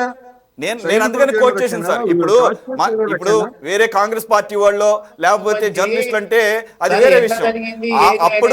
అప్పుడు లెఫ్టినెంట్ గవర్నర్ గా ఉన్నటువంటి సత్యపాల్ మాలిక్, బీజేపీ పార్టీలో ఉన్నటువంటి బీజేపీకి చెందిన సత్యపాల్ మాలిక్ గారు మీడియా ముందు 4 సంవత్సరాల తర్వాత చెప్పిన మాటల్ని మనం ఉటంకిస్తున్నాం. కాబట్టి ఆ మాటలకు పూర్తి స్థాయిలో క్రెడిబిలిటీ ఉంటుంది. ఎందుకంటే ఆయన బీజేపీ నియమించబడినటువంటి లెఫ్టినెంట్ గవర్నర్ గా పనిచేసినటువంటి వ్యక్తి. ఆయన 4 సంవత్సరాల క్రితం ఎందుకో చెప్పలేదు ఆయన. కేంద్ర ప్రభుత్వం చెప్పమనండి. పదవిలో ఉన్నప్పుడు చెప్పరండి. పదవిలో ఉన్నప్పుడు చెప్పరు. పదవిలో ఉన్నప్పుడు ఎందుకు చెప్తారు? పుల్వామా ఎట్లా ఉందో చెప్పమనండి.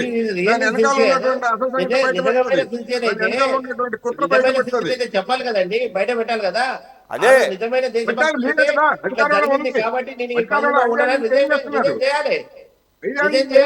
మీరు. సరే బ్రదర్ నరేష్ గారు, మీరు మేడం అడిగినటువంటి 3 ప్రశ్నలకి సమాధానాలు చెప్పకుండా మీరు తెలివిగా రేవంత్ రెడ్డి మీదకి కాంగ్రెస్ మీదకి క్లియర్ గా చాలా స్పష్టంగా చెప్పడం జరిగింది. ఈ రోజు ఆర్థిక పరిస్థితి వాళ్ళలాగా అమ్ముడు గాని ఆర్థిక పరిస్థితి పథకాలు 6 పథకాలు అని చెప్పేసి బస్సు తప్ప ఏమి వేయగలిగారు. ఇంతవరకు రైతులకు రైతు బంధు పూర్తి చేయలేకపోయారు.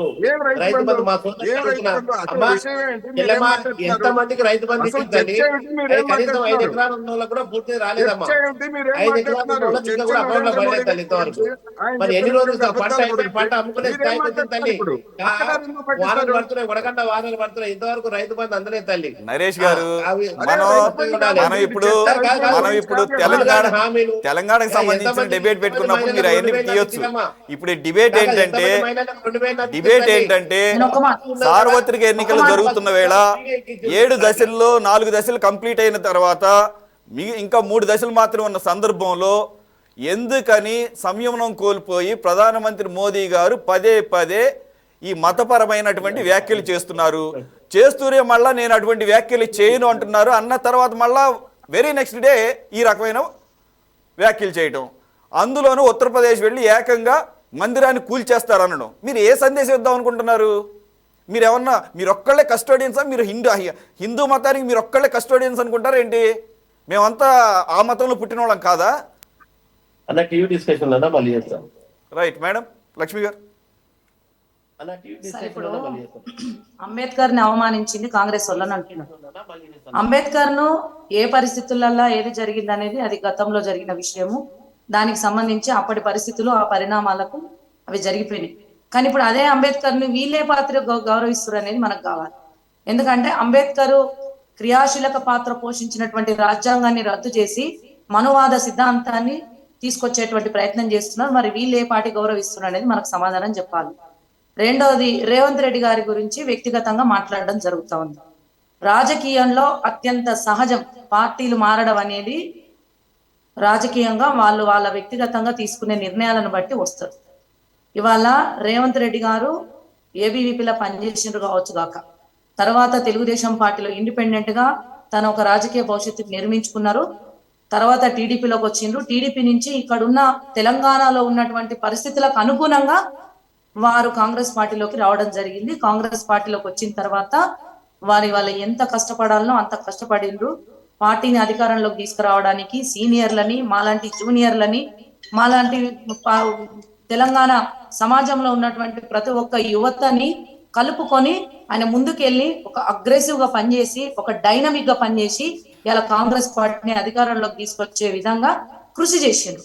వారికి సీనియర్ నాయకులంతా కూడా ఇలా అండగా నిలబడ్డారు. మంత్రివర్గం అంతా కూడా అండగా నిలబడ్డది. ముఖ్యమంత్రిగా కూడా తను ఎంత చేయగలిగితే అంత చేసిరు సార్. మేము పరిపాలనలో మొదటి 100 రోజుల్లోనే, మొదటి 3 నెలలు 4 నెలల్లోనే ఉన్నాం తప్ప చివరి 4 నెలల్లో మేము లేం క్వశ్చన్ చేయడానికి. మినిమం కామన్ సెన్స్ తో మనం థింక్ చేస్తే ఎవరమైనా కూడా. ఇందులో భాగంగా వారు మాట్లాడుతూ రైతు భరోసా గురించి మాట్లాడడం జరిగింది. ఎస్, కేసీఆర్ గారు ఆర్థిక వ్యవస్థను చిన్నాభిన్నం చేసిండ్రు. రైతు బంధు పేరు మీద వారు అడిగినారు కాబట్టి ఈ ఒక్క అంశాన్ని మీకు చెప్తున్నా సార్. ఎందుకంటే ఇప్పుడు టాపిక్ అంతా మనం జాతీయ స్థాయి అంశం గురించి కాబట్టి నేను ఆ టాపిక్ లోకి వెళ్ళదలుచుకోలేదు. వారు అడిగిన ఒక్క ప్రశ్నకే నేను చెప్పదలుచుకున్నాను.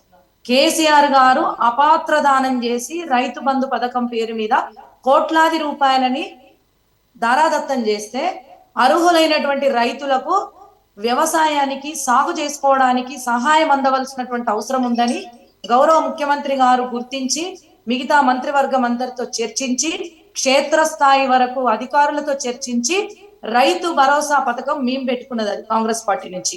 వాళ్ళకు సంబంధించి అమౌంట్ వేద్దామనే టయానికి మనకు ఎలక్షన్ కోడ్ వచ్చింది. ఎలక్షన్ కోడ్ వచ్చిన తర్వాత రైతులు ఇబ్బంది పడుతుందని చెప్పేసి రీసెంట్ గానే వారం రోజుల నుంచి రైతు భరోసా కింద వాళ్లకు అర్హులైనటువంటి రైతులకు అమౌంట్ పడుతా ఉన్నది. ఆగస్టు 15th కి రైతు రుణమాఫీ కూడా చేస్తామని చెప్పేసి స్పష్టంగా మా ముఖ్యమంత్రి గారు చెప్పిండ్రు. మేము ఏదైతే మేనిఫెస్టోలో చెప్పినామో ఆ పథకాలను నెరవేర్చుకుంటూ ముందుకు వెళ్తున్నాము. ఎలక్షన్ కోడ్ వచ్చేలోపు సాధ్యమైనంత వరకు చేసిండ్రు. ఎలక్షన్ కోడ్ అయిపోయిన తర్వాత రాబోయే 4 సంవత్సరాల 4 నెలల పాలన ఉంటది. ఇంకా ఆ 4 సంవత్సరాల 4 నెలల పాలనని కూడా సవ్యంగా పరిపాలన చేయడం కోసం ఒక విజనరీగా రేవంత్ రెడ్డి గారు మిగతా మంత్రివర్గం అంతా పనిచేస్తా ఉన్నది. వారికి అవగాహన ఉంటే రోజు పేపర్ చూస్తే, రోజు టీవీ చూస్తే, మా ముఖ్యమంత్రి గారు చేస్తున్న కార్యక్రమాలని గనక వాళ్ళు తెలుసుకుంటే ఖచ్చితంగా ఇది ఒక అవగాహన వస్తుంది సార్. ఇది మీ వేదిక ముఖంగా, మీ టీవీ ఛానల్ ముఖంగా నేను వారికి తెలియజేస్తున్నా. ఒక నిమిషం సార్, నేను మీరు మాట్లాడేటప్పుడు మధ్యలో రాలేదు. ప్లీజ్ అన్న నేను మీరు మాట్లాడేటప్పుడు మధ్యలో రాలేదు. నేను మాట్లాడేటప్పుడు మీరు మాట్లాడేటప్పుడు మధ్యలో రాలేదు. ఇది కరెక్ట్ కాదన్నా. మీరు యాంకర్ గారిని మాట్లాడనిస్తలేరు, జర్నలిస్ట్ గారిని మాట్లాడనిస్తలేరు. నేను మాట్లాడితే మధ్యలో వస్తున్నారన్న. ఇది డిబేట్, మీకు మాకు పంచాయతీ కాదు. ఇది ప్రజల కోసం, మనం ప్రజల పక్షాన నిలబడ్డోళ్ళం. యావత్ ప్రపంచం చూస్తుంది మనల్ని. మనం అంశాల వారీగా చర్చించుకోవాల్సినటువంటి పరిస్థితుల్లో మనం ఉన్నాం. మీరు నేను పంచాయతీ పెట్టుకునేది కాదు. ఇది మీ గెట్టు పంచాయతో నా గెట్టు పంచాయతో కాదు. వ్యవస్థ గురించి మాట్లాడుకుంటున్నాం, పరిపాలన గురించి మాట్లాడుకుంటున్నాం, ప్రజాస్వామ్య వ్యవస్థ గురించి మాట్లాడుతున్నాం, ఈ ఎన్నికల గురించి మాట్లాడుతున్నాం. గౌరవనీయులు జర్నలిస్ట్ గారు, సీనియర్ అనాలిస్ట్ వారు ఉన్నారు, వారిని కూడా మీరు మాట్లాడనిస్తలేరు. ఇది కరెక్ట్ కాదు సార్. అవగాహన లేదనడం కావచ్చు, మధ్యలో అడ్డు తగలడం కావచ్చు, కరెక్ట్ కాదు. దయచేసి వినండి, దయచేసి వినండి, దయచేసి వినండి. ఇప్పటికైనా ఇంకొక 20 రోజులు, ఇంకొక దఫా ఎన్నికలది ఇంకొక 20 రోజులు ఉంది. ఇప్పటికైనా బీజేపీ వాళ్ళు 10 ఏళ్లలో మీరు చేసిందేదో చిత్తశుద్ధిగా ప్రజల ముందుకు వచ్చి చెప్పండి. మీకు మరోసారి అధికారం కావాలన్నప్పుడు, ప్రజల్ని మీరు ఓటు అడగాలన్నప్పుడు వాళ్ళ మనోభావాల్ని దెబ్బతీస్తూ, భిన్న మతాలను, భిన్న సంస్కృతులను అవమానిస్తూ కాదు. ప్రజాస్వామ్యయుతంగా ఓటు వేసి గెలిపించుకున్న ప్రజలకు మీరు జవాబుదారీ. ప్రజలకు జవాబు చెప్పండి. మాలాంటి నాయకులు ఎన్నైనా అడుగుతాం మేము వాళ్ళ తరఫున. మీరు ప్రజలకు జవాబు చెప్పండి, వాస్తవాలు వివరించండి. మీరు ఏం చేసిండ్రో ఓటు అడగండి, అది చెప్పి ఓటు అడగండి. కానీ ఎంతసేపు కాంగ్రెస్ పార్టీ మీద, ఇతర మతస్థుల మీద, ఇతర కులస్తుల మీద మీరు దాడి చేయడం కాదు. అందుకనే ప్రజలు విసిగిపోయినరు. ఎక్కడైనా కూడా ప్రజలు విసిగిపోయినరు. తిండి, బట్ట, కట్టు, బొట్టు, మతము, సాంప్రదాయము, ప్రార్థన, వీటి మీద మీ పెత్తనం ఏందండి? ఇది సహజ హక్కు. దానితో పాటు రాజ్యాంగం ఇచ్చిన హక్కు. ఏమంటారు సార్? ర్యాంకర్ గారిని అడుగుతున్నాను, నేను రిక్వెస్ట్ గా జర్నలిస్ట్ గారిని అడుగుతున్నాను. నేను ఒక యూనివర్సిటీ పిహెచ్డి స్కాలర్ ని సార్. నేను లాలో పిహెచ్డి చేస్తున్నా. నేను కాన్స్టిట్యూషనల్ లాలో పిహెచ్డి చేస్తున్నా. Right to religious practices, if I am not wrong, article 25 to 29 I think. yes sir, నేను ఒక కాన్స్టిట్యూషన్ చదువుకున్న వ్యక్తిగా, కాన్స్టిట్యూషన్ మీద రీసెర్చ్ చేస్తున్న వ్యక్తిగా, రాజ్యాంగ హక్కుల మీద, మాలాంటి మహిళల హక్కుల మీద రీసెర్చ్ చేస్తున్నాడు ఒక భారతీయ పౌరురాలిగా నేను అడుగుతున్నాను, సమాధానం చెప్పండి సార్. అమ్మా, ఎక్కడ కట్టుబొట్లు దీనికి సంబంధించిన భారతీయ జనతా పార్టీ ఏ అడ్డగోలుగా మాట్లాడలేదు, ఏమన్నా ఒక లెక్క ప్రకారంగా మాట్లాడింది. మీరు ఏదైతే మాటికి మాట్లాడుతున్నారో, ఈ దేశంలో రాజ్యాంగాన్ని మార్చాల్సిన అవసరం ఉంటే 10 ఏళ్ల క్రితం నుంచి 370 ఆర్టికల్, ఈ యొక్క ఏదైతే ముస్లింల మహిళలకు సంబంధించిన తలాకు, ఇవన్నీ రద్దు చేసినప్పుడే మరి రాజ్యాంగాన్ని మార్చుంటామమ్మ. మెజార్టీ లేక కాదు. ఏదైతే దుష్ప్రచారాలు చేసి ఏదైతే Bharatiya Janata party అబ్కీ bar 400 bar 400 సీట్లు అని చెప్పేసి ఏదైతే మా నినాదం పెట్టుకున్నామో, ఆ నినాదం ఎందుకంటే రాజ్యాంగాన్ని మార్చాలని మన రేవంత్ అన్న తర్వాతనే ఈ ఇష్యూ దేశంలో మొదలైంది. దేశంలో రాజ్యాంగాన్ని మార్చాలని. నరేష్ గారు, ఎందుకంటే రేవంత్ రెడ్డి గారు, నేను అడ్డుపడుతున్నాను కాదు కానీ నరేష్ గారు, మీకే నేను అడ్డుపట్టలేదు. ఒక్క నిమిషం.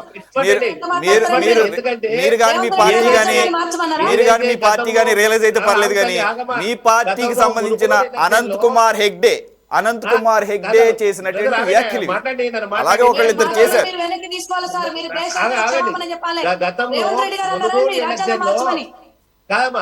మునుగోడు ఎలక్షన్ లో ఏదైతే రాజగోపాల్ రెడ్డి అనే వ్యక్తి ఇప్పుడు మీ పార్టీలో ఉన్నాడో, కోమటిరెడ్డి రాజగోపాల్ రెడ్డి, ఆ క్యాండిడేట్ రిజైన్ చేసి భారతీయ జనతా పార్టీకి వచ్చిన తర్వాత 42,000 కోట్ల కాంట్రాక్టుల కోసమా ఆయన బీజేపీలోకి పోయిండు అని చెప్పారు. మరి ఆ 42,000 కాంట్రాక్టుల కోసమా మీరు, అంటే ఒక వ్యక్తి అబద్ధం. అదే 35 సంవత్సరాల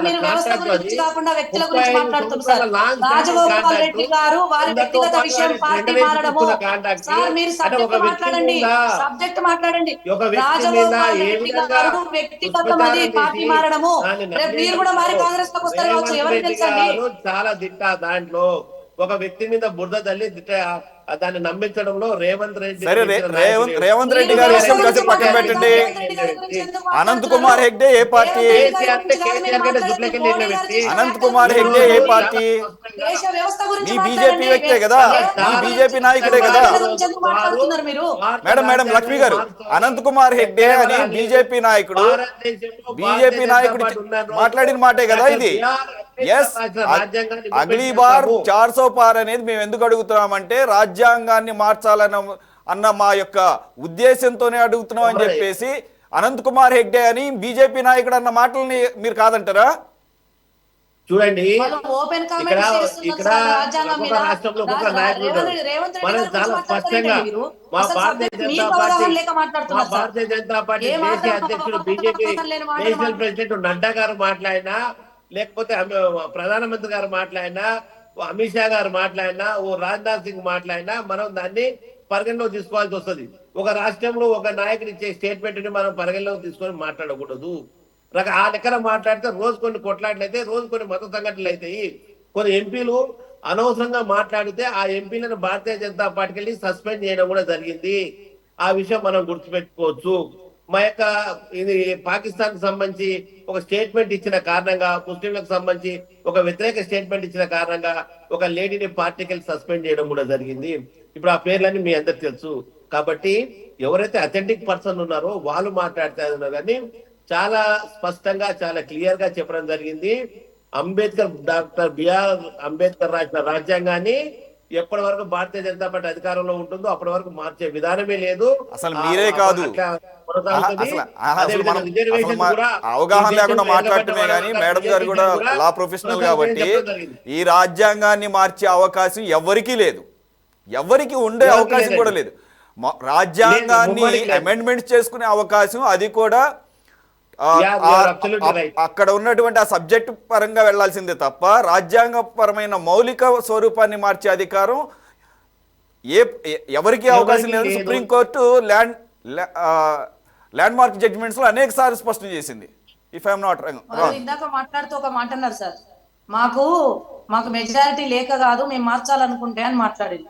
మీరు ఇందాక మాట్లాడింది కరెక్ట్ సార్. మెజారిటీ ఉన్నా మీకు ఏది ఉన్నా రాజ్యాంగ మౌలిక స్వరూపాన్ని ఇందాక సార్ చెప్పినట్టు మార్చకుండా దాని యొక్క మౌలిక రూపాన్ని దెబ్బతీయకుండా పరిస్థితులకు అనుకూలంగా అవసరాల దేశ సంక్షేమం కోసం ప్రజల సంక్షేమం కోసం అవసర నిమిత్తం చిన్న చిన్న అమెండ్మెంట్స్ చేసుకునే అవకాశం ఉంది తప్ప రాజ్యాంగ స్వరూపాన్ని మార్చే శక్తి మీకు మాకు ఎవరికి లేదు, ఎవరికి లేదు. పరిపాలించే హక్కు కూడా ప్రజలే మనకిచ్చిండ్రు. రాజ్యాంగానికి కానీ దేనికైనా కూడా ఇవాళ మనం అందరం జవాబుదారులమైతాము. రాజ్యాంగ పరిరక్షణ మన బాధ్యత, ప్రజలకు సేవ చేయడం మన బాధ్యత రాజకీయ నాయకులుగా. అమ్మా మీరు లాలో పిహెచ్డి చేస్తుంది, చాలా సంతోషము. తెలంగాణ ఉద్యమకారిని అంతకంటే ఎక్కువ సంతోషము. ఈ యొక్క సుప్రీంకోర్టు కావచ్చు, రాజ్యాంగం సంబంధించిన ఏమైనా కానీ అల్టిమేట్ పవర్ ఇస్ పార్లమెంట్ అమ్మా. పార్లమెంట్ వాళ్ళు చేసిన దాన్ని బట్టే ఉంటుంది, ఏదైనా ఎగ్జిక్యూటివ్ అయినా జ్యుడిషియరీ అయినా. కాబట్టి పార్లమెంటుకు సంబంధించిన వ్యవస్థ దాని ప్రకారంగా నిర్ణయాలు తీసుకోవడం ఉంటుంది. ఆ పార్లమెంటుకు కంటే సుప్రీం ఈ ప్రపంచంలో అంటే మన దేశంలో ఏది లేదు తల్లి. కాబట్టి ఆ పార్లమెంటు పూర్తి మెజార్టీ ఉన్నా మాకు ఆలోచన విధానం లేదు కాబట్టి మేము చేయలేదు. అదే పార్లమెంటు అదే మౌలిక సూత్రాలలో అదే పీఠికలో ఎక్కడెక్కడ ఏ టైంలో ఏ పదాలు యాడ్ చేసింది కూడా మీ అందరికి మాకు బాగా తెలుసు. అందులో నువ్వు పిహెచ్డీ చేస్తున్నావు కాబట్టి సార్వభౌమత్వం ఎప్పుడు యాడ్ చేసింది, ఏది ఎప్పుడు యాడ్ చేసింది, ఇవన్నీ కూడా లౌకికవాదం ఎప్పుడు యాడ్ చేసింది, ఇవన్నీ కూడా మీకు తెలుసు. కాబట్టి పార్లమెంట్ మొత్తాన్ని గ్రహించారు కాబట్టి దాని జోలికి వెళ్ళరని అనుకున్నాం. అందు గురించి అనుకుంటా ఈ మధ్యకాలం కాదు గత కొన్ని రోజులుగా సౌండ్ తగ్గింది.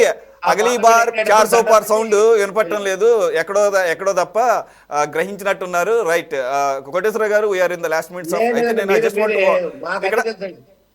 ఒక నిమిషం నరేష్ గారు, యాక్చువల్గా ఈ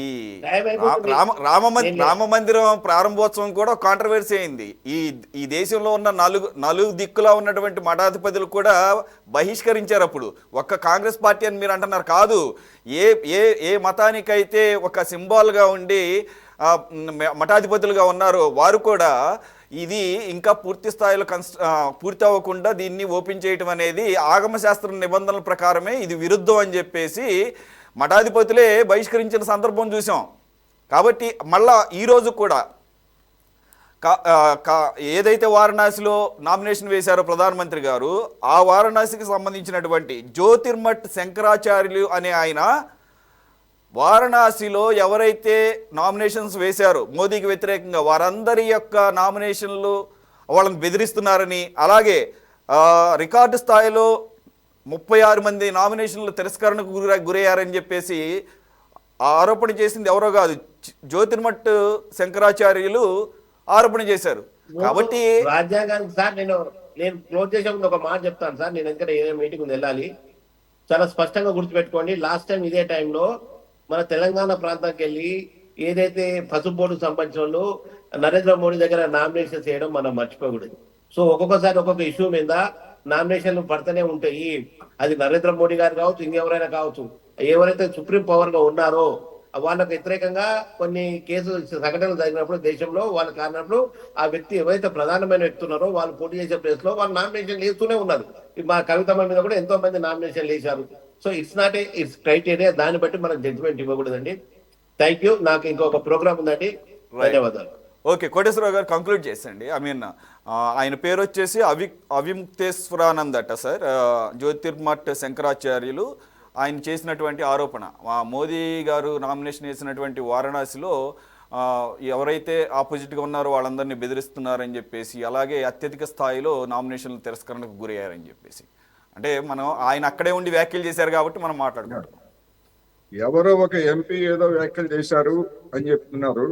ఏదన్నా ముఖ్య నాయకులు చెప్పారా అని అడుగుతున్నారు. నేను సూటిగా అడుగుతున్నా, నరేంద్ర మోడీ గారు ప్రధానమంత్రి మన్మోహన్ సింగ్ చేసినటువంటి ప్రసంగం గురించి పచ్చి అబద్ధాలు చెప్పారు. దాని గురించి ఏం చెప్తారు? అంటే పచ్చి అబద్ధాలు చెప్పడం అనేటువంటిది జాతీయ నాయకుల యొక్క నైజమా? వాళ్ళ డిఎన్ఏలోనే ఆ విధమైనటువంటిది ఉందా? అదే విధంగా అదే నరేంద్ర మోడీ గారు మధ్యప్రదేశ్ ధార్ నియోజకవర్గంలో కాంగ్రెస్ వస్తే క్రికెట్ టీంలో ముస్లింలు ఎక్కువ మంది పెడతారని చెప్పేసి కూడా మాట్లాడారు. ఇంత దిగజారుడు అంటే జాతీయ నాయకులే ఇంత దిగజారుడుగా ఉంటారనేటువంటిది మనకి స్పష్టం అవుతా ఉంది. అందువలన ఓటర్లు ఏ విధమైనటువంటి తీర్పిస్తారు? గెలుస్తారా, ఓడుతారా, గెలిచి ఏం చేస్తారు, ఇప్పటి వరకు చేసింది ఏమిటి, లేదు 400 రేపు 400 సీట్లు వస్తాయి ఏం చేస్తారు అనేటువంటిది దేశం అంతా చూస్తుంది. అందువలన పచ్చి అబద్ధాలు చెప్తున్నటువంటి వాళ్ళ జాతీయ నాయకుల గురించి వాళ్ళు ఆలోచించుకుంటే మంచిది అనేది కాదు. ఎన్నోసార్లు పార్లమెంట్ వేదికగా రాహుల్ గాంధీ అదాని అదాని అని చెప్పేసి అంటా ఉంటే ఎప్పుడు సమాధానం చెప్పినటువంటి ప్రధానమంత్రి గారు అదాని పేరు మొదటిసారిగా ప్రస్తావన తీసుకొచ్చి అదాని అంబానీలు అదే అదే అదే అదే అదాని అంబానీలు భారీ స్థాయిలో కంటైనర్లు కాంగ్రెస్ పార్టీకి నల్లధనం ఇస్తున్నారంట. మరి ఆ అదే రాహుల్ గాంధీ ఛాలెంజ్ చేశారు. మరి ఎందుకని ఈడీ సిబిఐని పంపించడం లేదు? ఎక్కడ అసలు ఆల్రెడీ నల్లధనమే రూపం మాపేమంటున్నారు కదా, మళ్ళీ నల్లధనం ఎక్కడి నుంచి వచ్చింది? మేడం, మీరు కాంగ్రెస్ పార్టీ కాబట్టి మీరు దీన్ని ఈ సబ్జెక్ట్ను ఒకసారి మీరు టచ్ చేసి మనం కంక్లూడ్ చేద్దాం.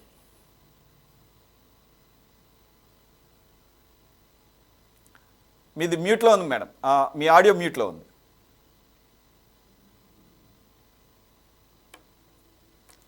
మీ ఆడియో మ్యూట్లో ఉంది మేడం లక్ష్మి గారు.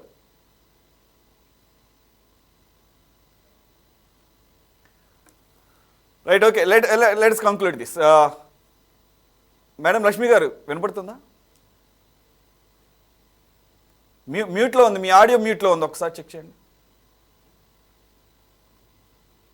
ఒకసారి మాట్లాడండి మేడం, మాట్లాడండి. వినిపిస్తుందా? ఇప్పుడు ఓకే మేడం, చెప్పండి సార్, నాకు కొంచెం వాయిస్ క్లారిటీ రాలేదు. రైట్. ఇప్పుడు ఎప్పుడు అదాని పేరు తీనటువంటి మోదీ ఈ ఎన్నికల సమయంలో ఆయన పేరు కూడా తీసుకొచ్చాడు, ఆయన కూడా వాడేశాడు.